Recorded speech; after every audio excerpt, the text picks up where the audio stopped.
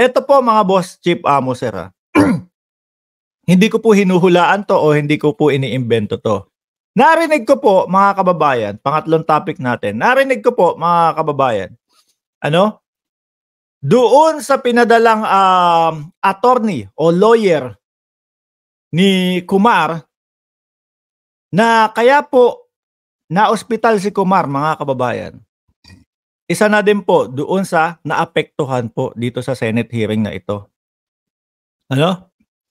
So pumunta sila para magsampa ng kaso o inaasikaso nila yung pagsasampa ng kaso mga bossing dito kay Morales. Eh sino pa ba ibang sasampahan ng kaso niyan? Si Maharlika, siya yung unang nagdawit. Tapos si Morales, siya yung nagdawit din do sa pangalan ni Kumar. Di po ba? Kaya naman napatawag itong si Picoy at yung isang tao. O hindi lang natin sigurado kung masasampahan din ng kaso si Picoy dahil kasama siya dun sa nag-uusap at yung isa, mga bossing. Ano po? Pero 100% mga kababayan. Ito si Morales kasama diyan sa kasama po diyan sa sasampahan ng kaso. Biruin nyo, kinaray-karay, yan. Word ni Maharlika. Sinama-sama nila yung pangalan ni Kumar na nananahimik. Ano po? Pati po pamilya na apektuhan. Kasi ganyan yan mga bossing eh.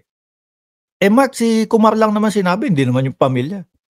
Siyempre, bilang ikaw, nanay, tatay, anak, kapatid, asawa, apektado ka din doon sa mangyayari doon sa tao. Nangangamba ka, naku, bakit nadama yung asawa ko sa ganito? Bakit nadama yung anak ko dito? Lahat po yan, mga kababayan.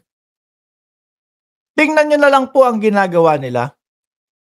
Yung panggugulo nila sa ating bansa, mga bossing. Tapos may mga uto-uto na ilang beses nang pinangakuan para po doon sa mga ebidensya. Hanggang ngayon, wala pa ding maipakita. Hanggang ngayon po, naniniwala pa din naman. At nandoon nga yung ibang mga eengot-engot at aanga-anga, samahan mo ng mga uuto-uto, pupunta pa sa Senado para mag-vigil. Nakarinig po ako mga kababayan nako, lagpas daw po 3 ang pupunta sa Senado. Yung mga vlogger na naman yon. Siguro ako, pakiramdam ko naman dyan sa mga pumupunta dyan sa Senado, mga kababayan na mga vloggers. Gusto lang niya ng mga views. Gusto lang niya mga views, pero yung sasabihin mo na, sinusuportahan po talaga namin si Morales. Hindi ako naniniwala dyan. Hindi ako naniniwala dyan, mga bossing.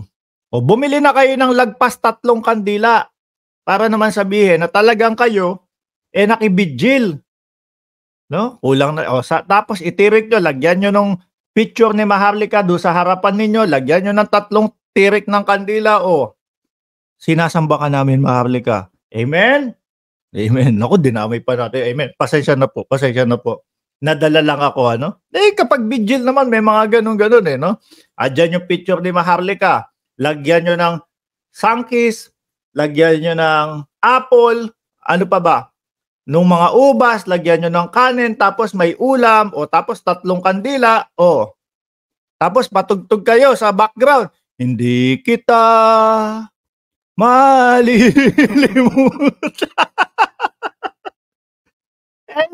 At least, nasabi na may padasal. Di po ba? Isabay nyo na ding ipagdasal si Maharlika. Dahil sa dami ng kakaharaping kaso. Naniniwala po ako mga kababayan. No? Isasama din po yan ni Kumar, mga bossing. Dahil doon po nag-umpisa lahat-lahat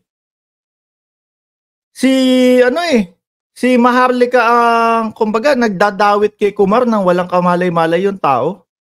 Nakakita ng picture ni Senator Jinggoy, nakaakbay si Kumar o si Jinggoy ba yung nakaakbay? Nakakita ng picture na gano'n, close na close daw. Pati daw po si Chis Escudero, ang ating Senate President, mga kababayan. Di ba? Mga bossing, ganon po sila lahat kagalibol. Ganon po sila lahat kauto-uto, mga kababayan. Kaya eto si Morales, nauto din ni Maharlika. So, 10 ang punta. Ayun, to the moon. Pasok sa oblo. Although, no? Siguro yung ibang tao diyan, kayo ang bad nyo ha. Yung ibang tao diyan hindi, mas gusto pa namin yung ibang oblo talaga, no? Yung ibang mga yung ibang mga nasa oblo talaga, gusto namin makita si Morales na nasa oblo. Ibang klase po mga kababayan, itong mga tao na ito.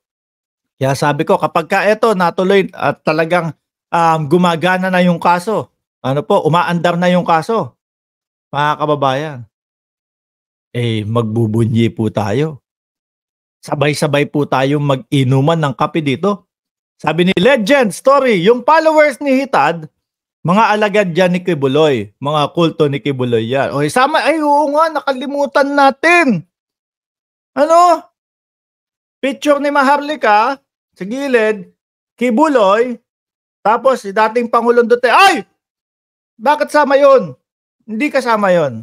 Hindi, nabasa ko lang kasi yung pangalan, kaya nabanggit ko eh. So, Maharlika, Kibuloy, tapos tatlong kandila diyan. 1, 2, 3. Oh, 'di ba? Bakit tatlo kulang yung picture? Huwag niyo akong pilitin na isama si dating Pangulong Duterte. Huy, hearing pa lang 'yun. Dadako tayo diyan sa hearing sa Kongreso, mga kababayan.